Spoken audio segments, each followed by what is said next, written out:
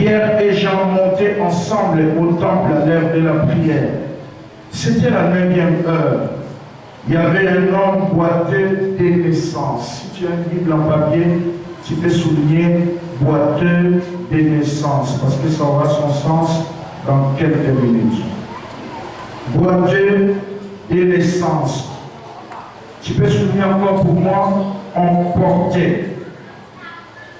Tu peux encore souligner, on plaçait tous les jours à la porte du temple, appelée la belle.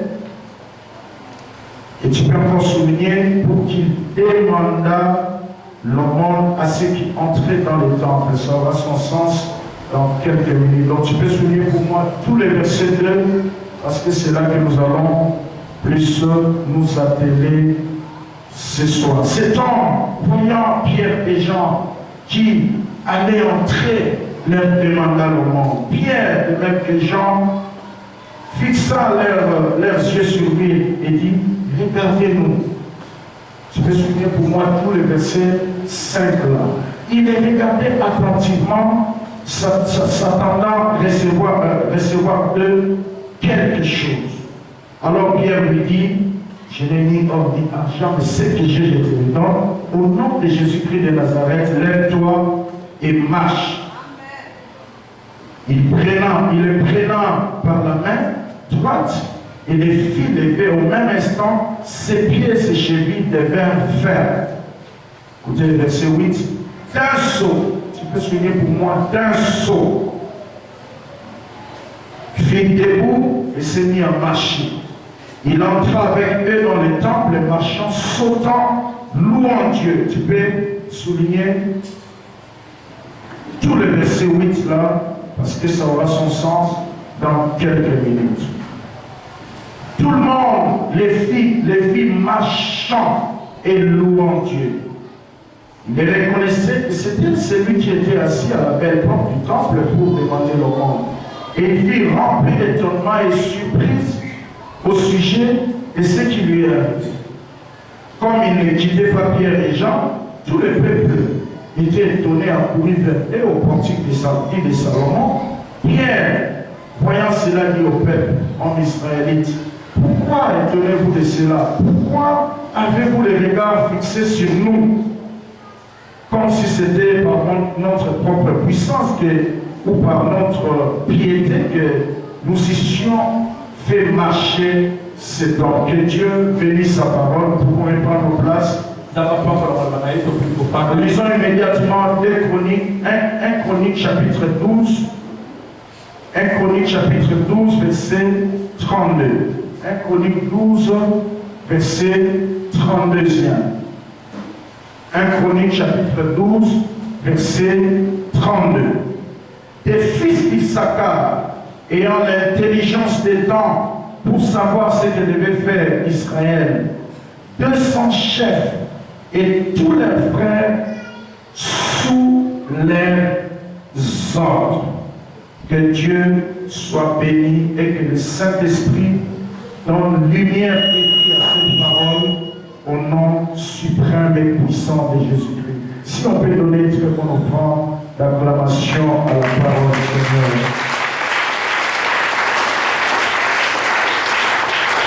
Amen. Vous saluons tous son nom de Seigneur Jésus. Bonsoir. Et nous vous accueillons dans la présence de Dieu.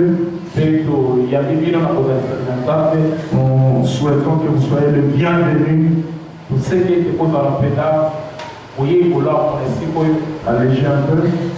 Et que vous soyez aussi la bienvenue. Nous cesserons de dire merci à l'homme de Dieu. Et cette grande hospitalité qu'il a témoigné pour nous. Ainsi que son épouse et tous les staffs qui travaillent à son côté. Et nous bénissons tous ces mondes qui nous sont fidèles par les moyens que la technologie nous apporte, qui sont fidèles, très fidèles dans nos programmes, qui sont en direct sur Facebook, et d'autres qui vont nous suivre en différé sur YouTube. Que le Seigneur vous soit favorable.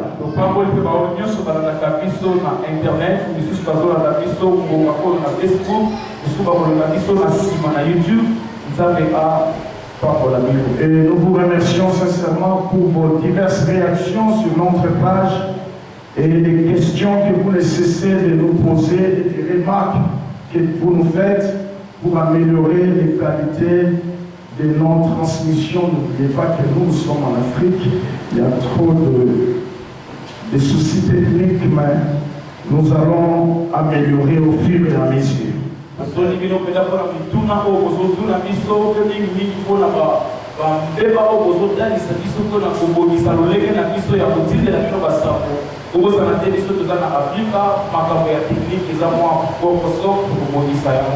Amen. Nous parlons de la délivrance des familles. Franchement, nos familles ont besoin de la délivrance. Amen. Et nous abordons un grand sujet qui s'intitule « Je ne répéterai pas l'histoire négative de ma famille ». Je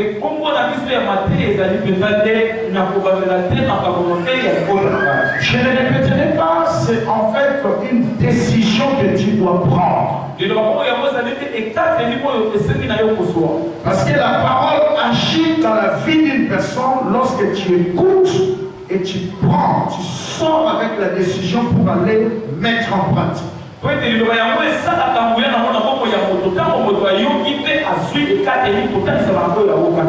buts de ce message, c'est de faire de vous et moi l'ancêtre d'une nouvelle génération.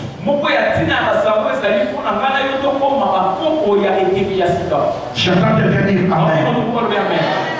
Et un autre but de ce message, c'est que vous sortiez de ces lieux avec une décision.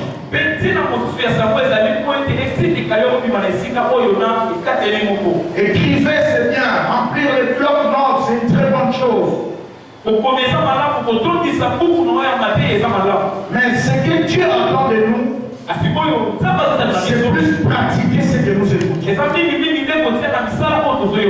J'étais enseignant.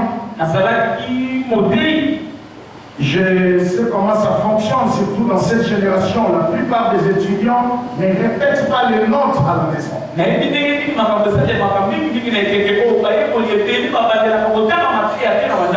Amen.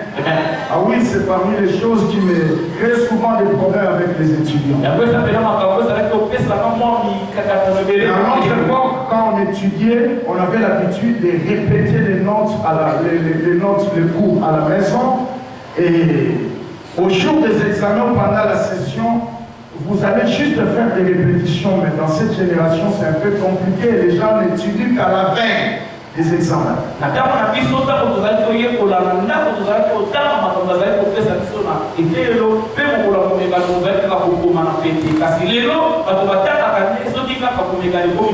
C'est pourquoi Dieu veut plus que nous puissions pratiquer. Je ne répéterai pas l'histoire négative de ma famille. C'est un sujet qui contient plusieurs, je dis bien, plusieurs messages qu'on ne saura pas terminer en une semaine ou en 2 semaines.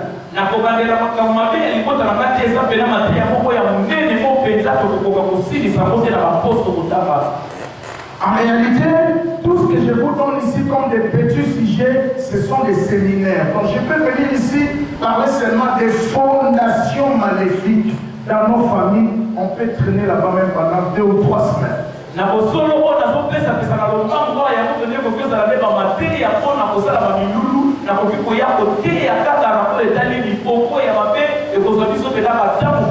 J'attends quelqu'un dire Amen.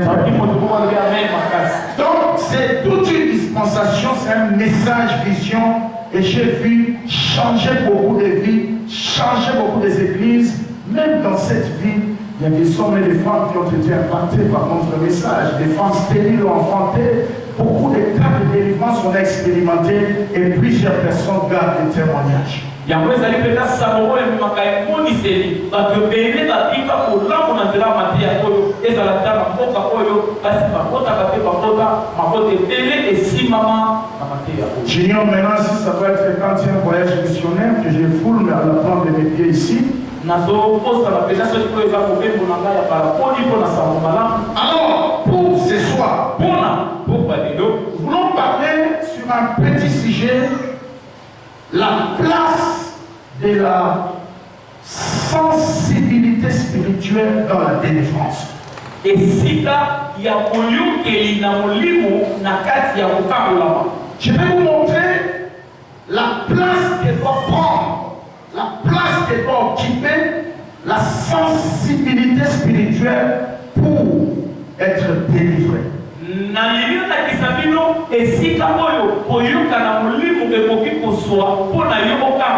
Je vous prouver par plusieurs exemples que nous prions beaucoup, mais quand Dieu vient pour nous visiter, souvent nous sommes absents, soit insensibles.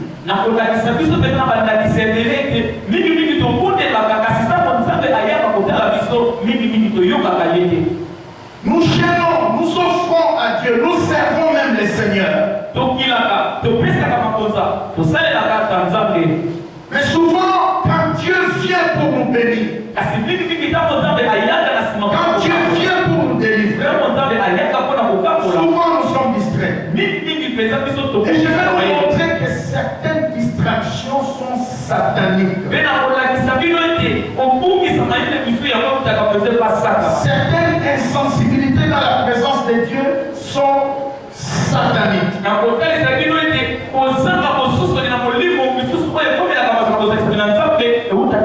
vous montrer qu'il y a d'autres personnes, depuis leur famille d'origine, on les a programmés à être insensibles dans la présence de Dieu. Je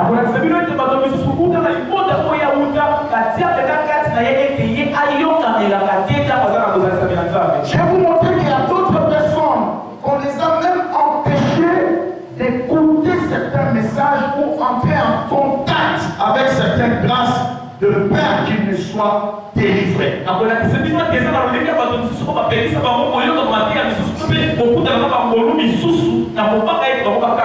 Un jour, j'ai prêché dans une ville.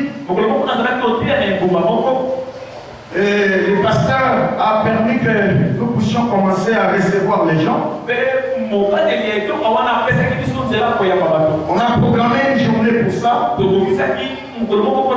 Après les séminaires, j'ai utilisé le bureau du pasteur. Et il y avait un protocole qui était là pour recevoir les gens, les enregistrer. Alors, les frères étaient venus pour entrer en contact. Brusquement comme ça, j'ai entendu les bruits dehors. Qu'est-ce qui s'est passé là? Un frère a giflé un protocole. Et il est reparti. Ah, vous savez mon pasteur là, je suis là depuis très longtemps, vous ne me recevez pas. Il a giflé un frère, il est parti. Les jours suivants, le mari à sa tante était mort. Ce frère avait un peu de moyens. Il a fait tous les funérailles. Après, quand ils sont rentrés de cimetière, c'est sa tante qui va l'appeler. Il dit viens un peu là. Je vais te révéler un secret.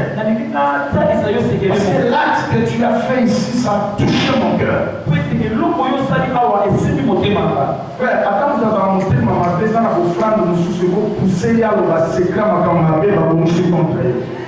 Amen, nous allons servir. Cette tante-là était vraiment dérangée de l'acte que le frère a fait.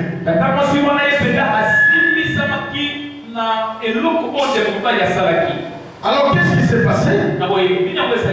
La tante lui a dit, c'est nous, parce que ce frère-là vivait des pesanteurs terribles dans ses affaires. Il montait, il descendait, il montait, il descendait.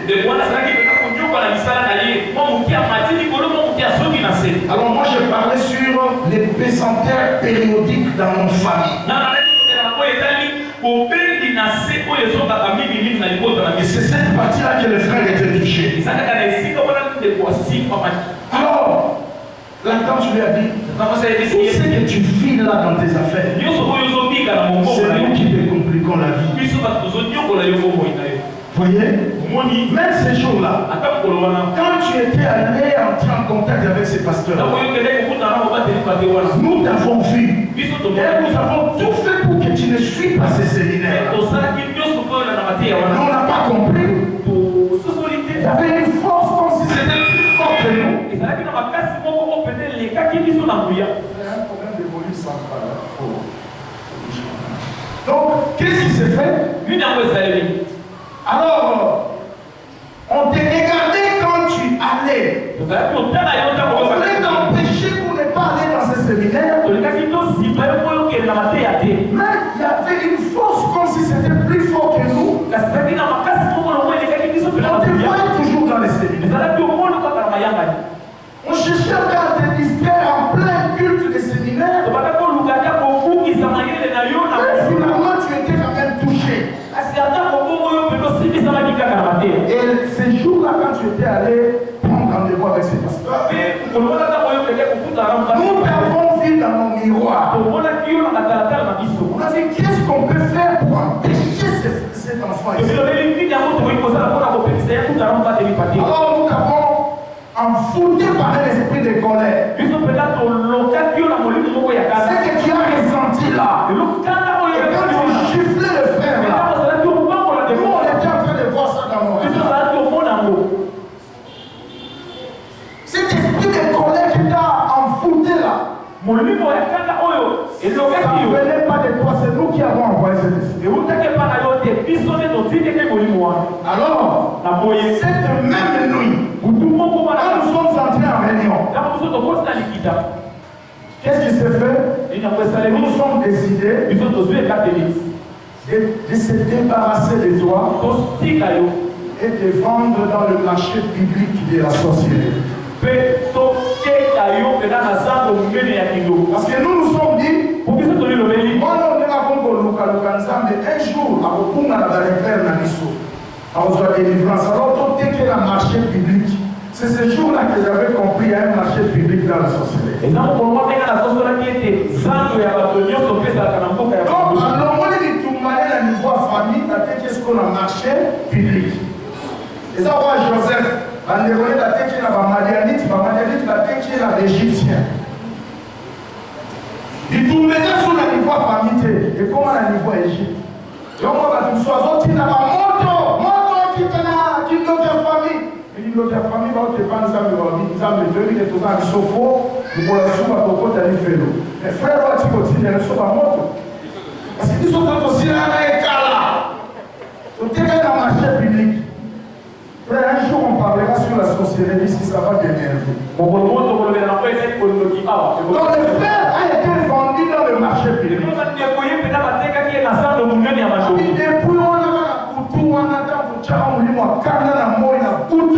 de changer de plan. Donc tu as marché public. Là on a prié, nous sommes ça, on quitte la famille, ils ont continué dans le marché public. Alors, si ce pasteur-là est encore dans la ville, on les chercher qui prient pour toi. Soit s'il a déjà voyagé, va confesser ta foi dans cette église-là. Et si là, frère, Dieu sa voisine, ça m'a dit, il y a pas matin. Vine au la l'église. Ça m'a dit, il y a un séminaire au Pamati. C'est qu'à mon dieu, l'eau, il y a un séminaire et l'eau, soit t'es pas qui s'en va dans la maté. Est-ce que vous pouvez voir ça? Est-ce que vous pouvez voir ça?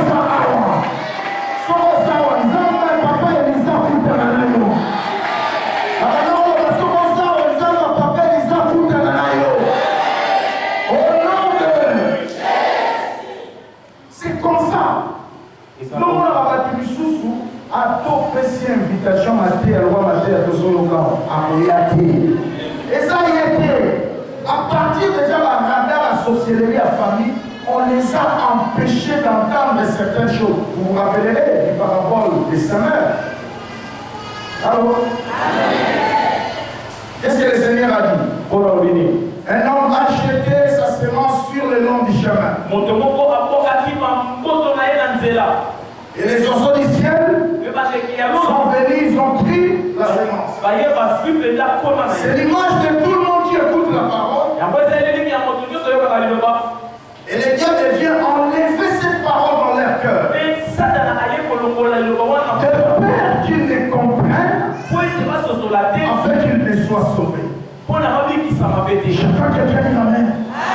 Donc, vous soyez déjà à l'église. À sa concentrer la matière. Maman va radar, la sorcellerie des périls. Ah, Dieu continue l'église. Est-ce que aussi on a un message dans la WhatsApp? Ah, c'est moi la WhatsApp qui dit l'adoration par rapport à nous, on va dire qu'on va adorer les âmes. Dans cette adoration-là, Dieu guérit, Dieu libère, Dieu délivre. Il y a continué WhatsApp. Est-ce que vous avez un message dans la Messenger? Vous dites que Sylvie fallait-il de l'homme, mais allez, il faut que la Facebook dit. Donc, en plein culte, il est en train de jouer dans le Messenger, il est en train d'envoyer des messages aux gens. C'est pas lui, comme les Ouest Africains disent. C'est un occultement, ça. Amen. Parce qu'un seul contact avec Dieu dans un culte, ça peut basculer une destinée.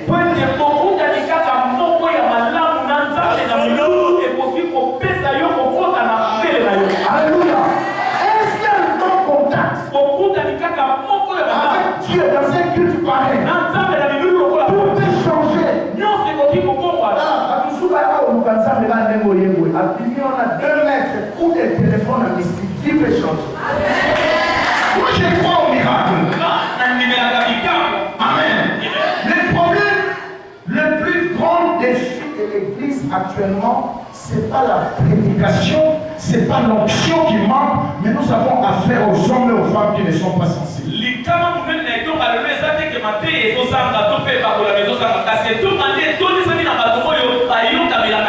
C'est pas les prédicateurs qui nous manquent. C'est pas la prédication qui manque. C'est pas l'onction qui manque. Mais nous avons affaire aux hommes et aux femmes insensibles. Voilà pourquoi en Israël, Dieu a mis à part toute une tribu. Il a activé les sensibilités. Tribu d'Issachar, ils avaient comme mission de lire les signes de temps et de donner des directives à Israël, de leur révéler la volonté de Dieu, de leur révéler ce qu'ils devaient faire.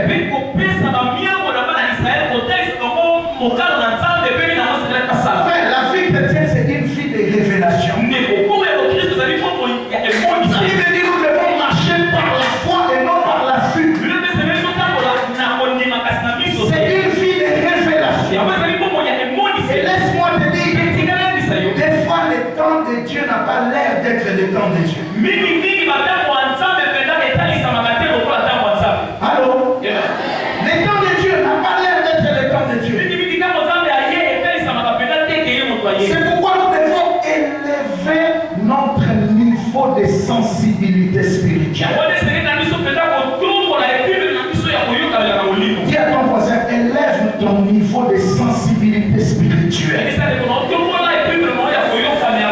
Et plus jamais les choses resteront les mêmes.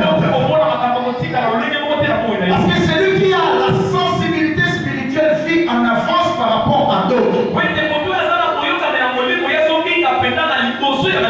La sensibilité spirituelle a beaucoup d'avantages et ça peut faire en sorte que tu reçoives ce que les autres n'ont pas encore reçu. Le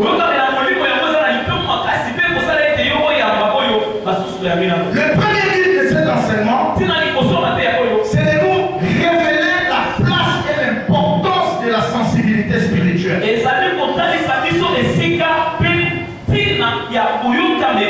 Amen. On relate une histoire aux États-Unis. un pasteur traversait des moments difficiles dans son ministère. Un jour, le Saint-Esprit a soufflé quelque chose dans son cœur. Donc, donné au diacre de sortir un peu d'argent pour qu'il achète une concession à lui et non pour l'église. Les diacres se sont fâchés. Ils ont résisté au pasteur. Pasteur, tu ne peux pas faire ça. Cherchons l'argent dans faire en toi. Tu veux encore en prendre pour t'en servir. Non. Donnez-moi cet argent. Le pasteur a pris l'argent finalement. Il est allé acheter une concession. 2 ans plus tard, les diacres, les anciens ont murmuré, les pasteurs, certains est descendu même dans l'église. Les fidèles ont murmuré contre les pasteurs.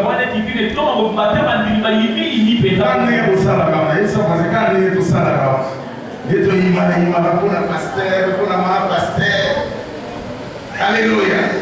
Je suis pasteur depuis plusieurs années. Je sais comment ça fonctionne. Je dirige aussi une communauté. Je sais comment, à un certain moment, quand le leader prend la décision, comment d'autres pasteurs, ils murmurent un peu, ils s'arrangent un peu, descendre au niveau de brebis là. Ils disent, ah, quand Nicolo, papa, sur le bâtiment. Et tout le monde dit, maman, quoi, ça, tata. Quand on va te dire, jamais ça, ne tombez jamais dans ce piège. Amen. Alors qu'est-ce qui s'est passé? Le pasteur a acheté cette concession. 2 ans après, il va appeler les experts pour espionner et explorer un peu le terrain. Quand on a exploré le terrain, ils se sont rendus compte que sur ce terrain-là, il y avait une réserve de 30 ans de pétrole. Il y avait de l'or dedans. Il y avait aussi de l'argent dedans.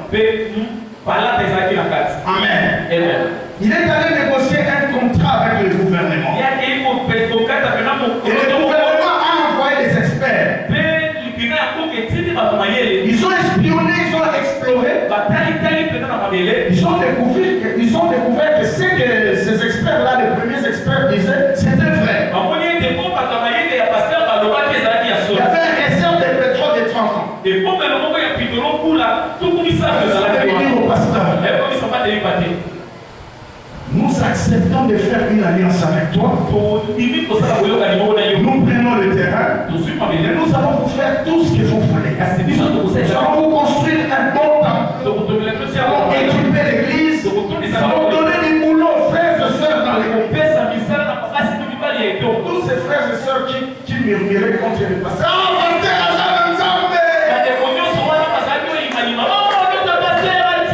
Et tous les diacres et les autres sont venus confesser.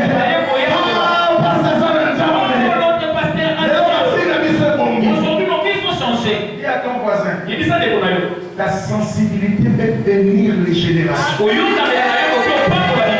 Et ton insensibilité peut sacrifier les générations.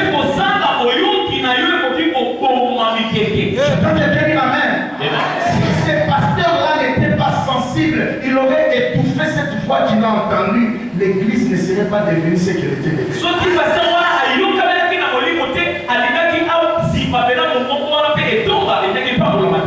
Dis à ton voisin, des fois il faut prendre des décisions que tout le monde ne te comprend pas. Mais reste là. C'est ça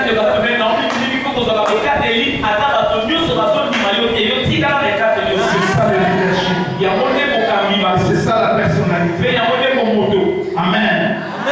Il est conseillé des fois à un leader de prendre des décisions incomprises, mais qui ont des répercussions positives dans le futur en faveur du peuple.